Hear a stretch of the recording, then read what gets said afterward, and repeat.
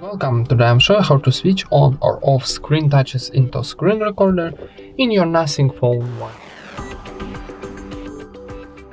First of all, open your top navigation bar and find here this button, this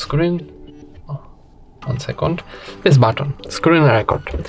So if you don't have this button here in this panel, tap to pencil, scroll down, find this button in this block, and now select like this, press and hold, and drag to top to add this button in your top navigation bar. And for saving, click back. Now we add this button here, so tap it. And before start recording, we got show touches on screen.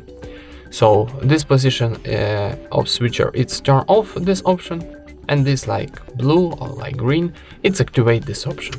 So that's it.